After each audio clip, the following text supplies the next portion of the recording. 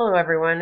Today we're going to be looking at your patient's motivation towards their diabetes education and potentially some of the reasons why they don't show to their appointments and what we can do as practitioners to increase their attendance. A little bit about myself. My name is Sarah. I'm a registered dietitian. I got my bachelor's of science in food and nutrition from Purdue University here in Indiana. I'm currently almost finished with my master's in applied nutrition, and that has been through the University of New England online. And this presentation is a part of APN755, the Applied Nutrition Capstone. And to provide just a little bit of background on myself, I actually currently work in a diabetes center. We are American Diabetes Association recognized, and we spend a significant amount of time with our patients discussing their course of care, their nutrition, their medication management, a variety of different things. So during that time that I've been employed at the center, I realized that a lot of our patients simply just don't show up to their appointments. So when we were tasked with choosing a topic to discuss through this presentation and through this research, I decided to look at why patients don't show and what you can do to possibly increase their attendance. I thought it would help me both academically and professionally. So this presentation came about as part of a systematic review that I completed. Went through a lot of different original research articles to try and determine what was appropriate for my objective, which is examining patient populations at risk for non-attendance to prediabetes and type 2 diabetes education sessions and how we can increase that attendance. And without giving too much away, the conclusion of that systematic review was that multiple avenues are actually available to increase patient attendance, and every clinic should really tailor their interventions to their targeted audience. But this conclusion wasn't reached until after going through the entire systematic review process.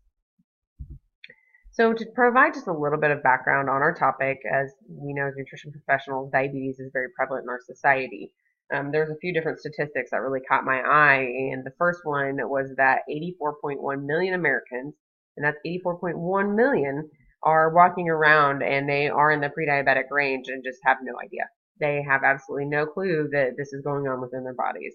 And that's actually greater than 1 out of 3 adults, which is pretty significant. And there's actually 100 million US adults that are pre-diabetic or diabetic. And those that are pre-diabetic are likely to cross that line and become diagnosed with diabetes within 5 years. So that's why these appointments are so necessary is, you've got to work on preventing that diagnosis, living healthier, and controlling your condition better. And in 2015, it was estimated that diabetes was the 7th leading cause of death in the U.S., that actually is probably a conservative number just because diabetes affects so many other systems within the body that it was probably higher than the 7th leading cause of death. So those that are diabetic and don't control their diabetes, they are really at risk for several different things: vision loss, heart disease, stroke, kidney failure, amputation of toes, feet, legs, and they're also at an increased risk of premature death. And the cost of diabetes is high. Obviously, it's a medical condition that's long term. An individual with diabetes compared to an individual without diabetes is likely to spend about $14,000 more in healthcare every year. And that's just an estimation, so that's not including, hospitalizations or, serious conditions. And then also too, overall, it's estimated that about $245 billion are spent on diabetes. And that 245 billion, that's a significant number. And also too, something that really definitely I found interesting is that those that are diabetic, they really only get about 3 hours of medical attention every year. So their other 8,757 hours, they're alone. They have no medical management besides what they have been taught and trained to do. So, if that 3 hours occurs, hopefully they've learned something. But if they're not coming to their appointments, they're spending a large number of time on their own managing their diabetes without that background knowledge. So diabetes care should be multidisciplinary. This includes physicians, NPs, registered dietitians, and just a wide host of different backgrounds to help control this disease. So to start digging into the non-attendance rates, like I noticed at my clinic, some days it feels like 50 to 100% of patients just aren't showing, and it's frustrating. But overall, it's been estimated that about 15 to 35% is the non-attendance rate, and it's a burden to the healthcare system, and it's actually like a double burden. So it's a burden on one hand that if a patient's not showing, they're obviously not getting the education that they need to manage their diabetes, and therefore they're going to be at increased risk for all those complications I mentioned previously. and for being in the hospital in a ton of different health conditions. And on the other hand, it's a burden to the healthcare system because we set aside time for these individuals. And I know my appointments can range from 30 minutes to an hour. And if they don't show, that's just non-productive downtime. So it really is taxing to both the individual's health and the healthcare system as far as like offices are concerned. So two particular types of education, and my systematic review was not limited to these two, but the two specific types of education, of course, I'm interested in is medical nutrition therapy, or MNT, and also the DSME, which is diabetes self-management education. And if participants or if patients were to participate in these two different types of education, they can reduce their A1C by 0.25 to 2.9%, which is significant. And it has also a positive impact on different aspects of diabetes, so like the clinical, the psychosocial, and behavioral. Because there's never been an appointment where I just, gave somebody education and didn't learn something about them. Because we really try to tailor our education, so sometimes you become more of a counselor than just a dietitian. So really coming to MNT and DSME can really help a lot with the care of diabetes. And unfortunately, it's been estimated that 1 out of 3 diabetics skip a dietitian appointment, which I definitely can believe. And this all just leads to negative health consequences if they are not showing up for their appointments and managing their care. So really, I wanted to start looking at why. Why don't patients show? So a couple different researchers decided to do interviews of their patients to ask that very question.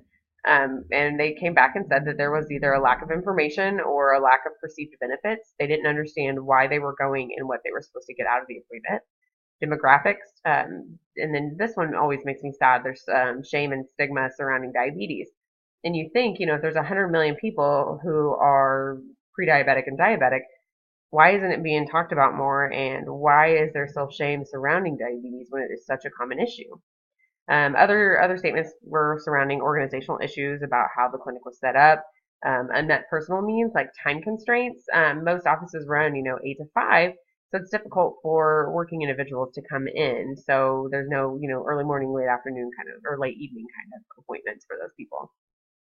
A misunderstanding of the severity of diabetes, and maybe a recent immigration to the community, so they didn't know where those resources were. And to continue looking at why, there's maybe a lack in social support, because social support was positively associated with healthcare behaviors like checking feet, checking blood sugars, monitoring diet, physical activity, those activities that you need to do to manage your diabetes. But it actually wasn't associated with appointment attendance. Some of the associated characteristics of non-attendance were being male, advancing age, lower socioeconomic position, mental illness, medical comorbidities, no primary care provider, or few visits with a primary care provider, and ththose who were actually urban dwelling and of lower socioeconomic status were less likely to show to these kind of like specialist appointments. So of course I wanted to know, well, what can we do? What do we do to change this to increase this, high no-show rate? Some of the patient suggestion was having more education on food or doing like food demos. I can't tell you how many times I've met with a new patient and their first thing they ask is, what can I eat? Everybody's concerned about that because it's such a big part of life. And some of the characteristics of attendees, so the people that came to their appointments, were younger age ranges, they were female, they were having better glucose control at baseline, they were non-smokers, and had a more positive attitude towards insulin. And those last 3 things, it shouldn't be a surprise that that's some of the characteristics of attendees, because these are markers of people that are more motivated to take care of their health. So of course they're going to be coming to their appointments because they're learning about their health and what they can do to manage this disease. So to look to different ways to increase that attendance, there was one study that looked at a combined approach that actually put together phone calls and text reminders, education on the importance of attending, and on the regular updating of their info, like addresses and phone numbers within the computer system. And that was actually positively associated with increasing attendance, but you couldn't pull apart which of those 3 different approaches helped the most. Several different studies look at text messaging, and that does show, slight improvements in that non-attendance gap or non-attendance rate, but not significant in all of them. One that I really found interesting was patient portals and looking at their role within getting people to their appointments.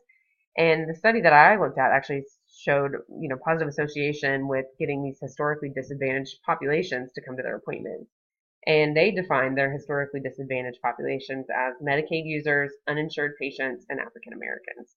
And that actually increased likelihood of attendance by 39%, which is huge. And then over 2 years, it decreased the no-show rate by 2%, which seems small, but it was significant. So there's something interesting there with the patient portals. Not to mention, you can really increase your communication with patients. So you go from maybe only seeing your patient or having your patient be seen by someone in the medical team 3 hours out of every year to being able to talk with them quickly, send messages through the patient portal. They can send you their blood sugars. You can see in real time when issues are happening and can intervene instead of waiting until that 3 month or 6 month follow up. A couple other studies looked at the financial aspect of diabetes care and getting patients to their appointments.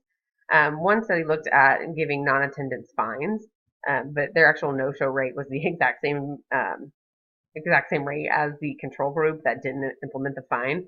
So really the non-attendance fine did nothing for increasing attendance. And then also another study looked at a small financial incentive in the form of a gas card and actually saw significant improvements in their attendance rates. But that's really not quite feasible in today's healthcare market and society because most healthcare systems don't have an abundance of funds to send out financial incentives. And also, too, a couple studies were really looking at how you do your scheduling. One looked at the weekly concentration of patients. So, where was the no-show rate the highest? Was it Monday or was it Friday? And what they noticed was that no-show rate actually got a little bit better as the week progressed. So Mondays were bad for no-show rates, so it was higher during the Mondays and kind of slowly went down throughout the week. So they suggested maybe concentrating your patient appointments towards the end of the week. And another intervention was dynamic overbooking.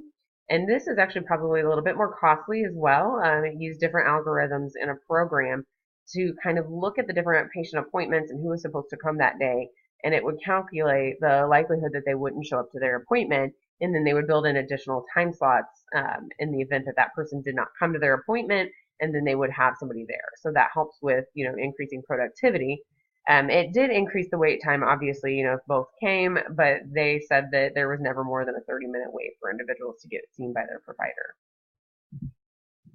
So to start looking at the implications for practice, thinking back to where I started with this systematic review, I was very naive.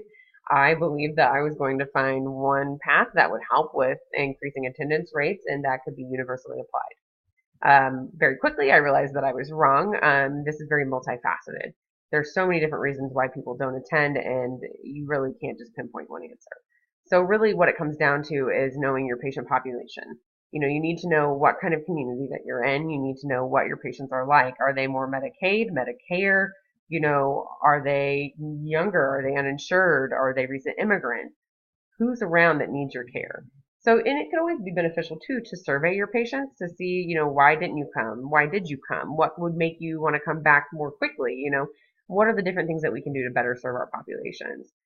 You may consider doing multiple reminders. There wasn't always a significant result in those studies, but it did typically positively associate with attendance rates.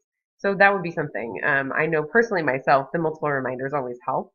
Thinking about the portal system, if your healthcare system doesn't have this already, it would definitely be something to encourage just because, as I mentioned, you can check in with that individual more quickly, more regularly. You could have them send over their blood sugars. You could see them in real time and make adjustments as needed instead of waiting till that 6 month and then their A1C is very out of control. A small financial incentive definitely got patients to their appointments, but this really isn't quite feasible in today's society, as I mentioned. You have to think about, again, where you're located and potentially maybe even implementing a dynamic overbooking system or shifting your schedules or maybe once a month offering a Saturday appointment day or staying later for different individuals, starting earlier, just depending on what they need. Just listen to your patients. They'll definitely let you know. So there really is no one size fits all approach, which is unfortunate because that would make it very easy, but there's not. Something that I thought about while I was preparing the systematic review in this presentation was really doing more of a grassroots campaign within your community. So increasing awareness. This can be increasing awareness within, the patient population. This could be increasing awareness within the physician population. maybe they don't know that you're there and they don't know what you offer. So you want to make sure that they're communicating best to their patients and what they're telling their patients and why they're saying they need these appointments. Because if you hear the message that the physician is providing the patient, you may be able to tweak it a little bit if you have someone willing to work with you to kind of, underline and emphasize the importance of it. And really also advocating for this education can help with patients showing up to their appointments.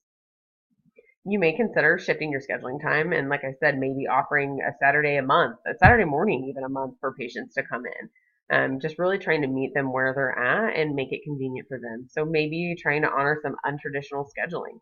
And really, honestly, it just comes down to being flexible with your patients and listening to what they have to say and adapting your interventions and your office to help them the best that you're able to help them.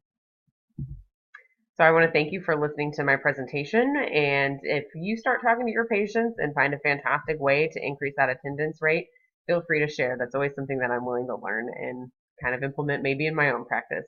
Thanks so much. And these are my reference items.